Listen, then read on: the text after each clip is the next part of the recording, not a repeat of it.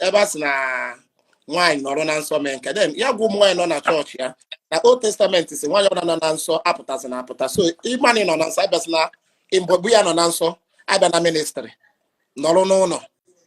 And if you check most of those ministries, 80% yes, majority of the people that support those ministries are women. Before uncle, quote me anywhere. Majority of people who ministry are women. Silently are women. Where they are seeking one miracle or the other, they are women.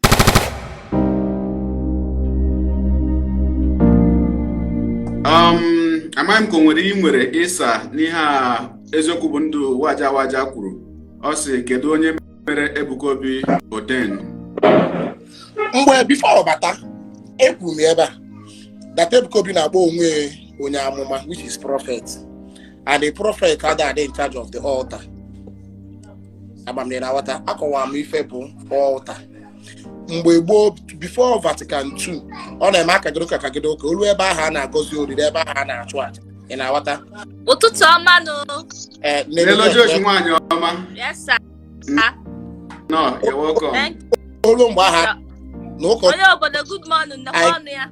I greet you nne ka maka nwa ọfụ so olu ebe ahụ a na-achụ aja ụkọchukwu ya aba n'ime so ọ sị ya ma ọ nọchara mecha ọpụta ọkwa ịghọtago a na-akpọ ya Holy of Holies ebe kachachasị wee dị asọ ma abịa n'ụlọ ụka bụ that sanctuary onye ọbụla onye na-aba ebe afọ because ebe afọ ka a na-atụ aja ebe kịta na onwe ife iche ịyọ Chukwu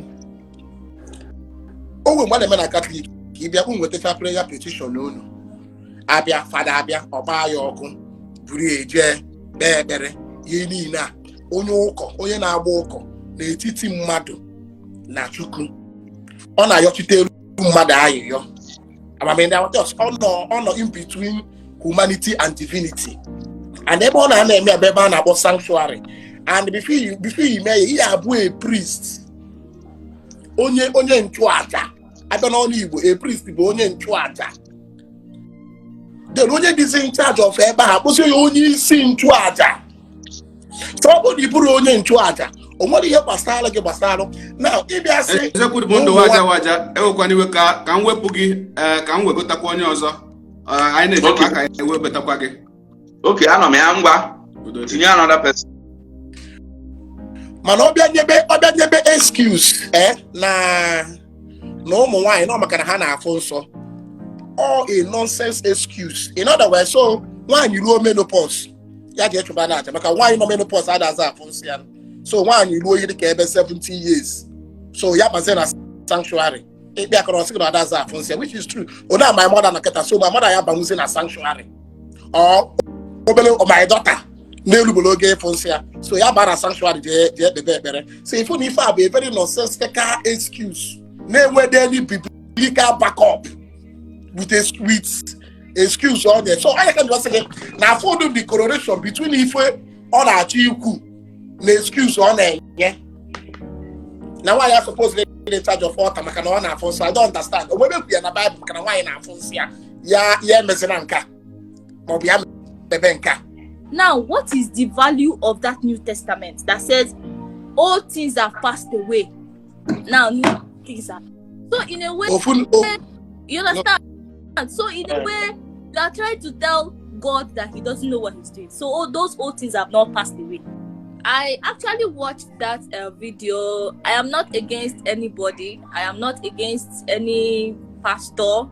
But Muamana Abromonye pastor, Abromonye miracle, and I'm the last person you come and use miracle to trigger. I'm a born Catholic, fine. But then when Choriku would have now. When I watched that particular video on Instagram, I was like taken aback. Because in this life I know that God can actually use anybody. God can actually use anybody, but not in the context of Nigeria. Because of a fact, I came to know that he was a Catholic recently. Because yes, I came to know that. I thought he was just as in all this kind Pentecostal thing. Now, if you come to Catholic as a Catholic, Onwe charismatic name job. And I believe he may be part of that charismatic part of that. Before Mother ministry inside Catholic or charismatic this thing. So for him to come up and say, Onye Obodo na afunsoya ekwesiro ifo bunwani ekwesiri altar. Now he's going back to the Old Testament. If he's going back to the Old Testament, which is that anaga during Sabbatarian period, after their menstruation, they don't go to Sabbath. They are supposed to be at home, stay away for 7 days until they finish seeing their period. Now, what is the value of that New Testament that says all things have passed away? Now, new things are. So in a way, you understand? So in a way, you are trying to tell God that he doesn't know what he's doing. So all those old things have not passed away.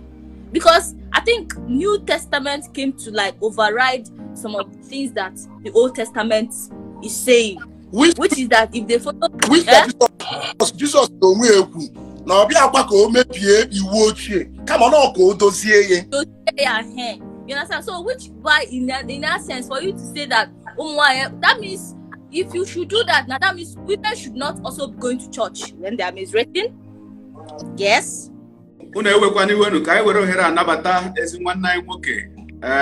Nwa afọ Igbo amụchara amụcha olu na-agụ egwu nwa afọ ndị Igbo ji eme ọnụ anyị dance onye ịchaka ochie ezi nwamba anọ anyị na-anabata gị n'ọgbakọ a Zoto mekwesa m gbagote ebe ndị agboro nọ ya mana I don't. It's really a pleasure for me to be on this live with you for the very first time. As in, you're one of my crush, oh, don't be crush as in husband crush. Nelo Josh, why not na dio na crush? Yes, now. Why I dey crush, I beg. I know good morning, sir. Jide kwa phone Onye Obodo nọkwa here. Nelo Josh ga niru aka ya lati kutekwa anyị dance. Okay, to say that then he said that Christ have come, all things have passed away, now there is new thing. So if you are saying that a woman is not supposed to climb an altar, a woman is not supposed to go to church when they are menstruating, you understand? If you commit sin, like the Old Testament is saying, you die immediately. You know, then maybe one thing in one immediately. There is no forgiveness. Forgiveness is rare. You understand? But the thing is that I don't know with the situation of Nigeria, but truth be said, if you go outside, you hardly see white women doing all this. Most of this thing coming up in Nigeria, I don't trust me. I don't trust any of them.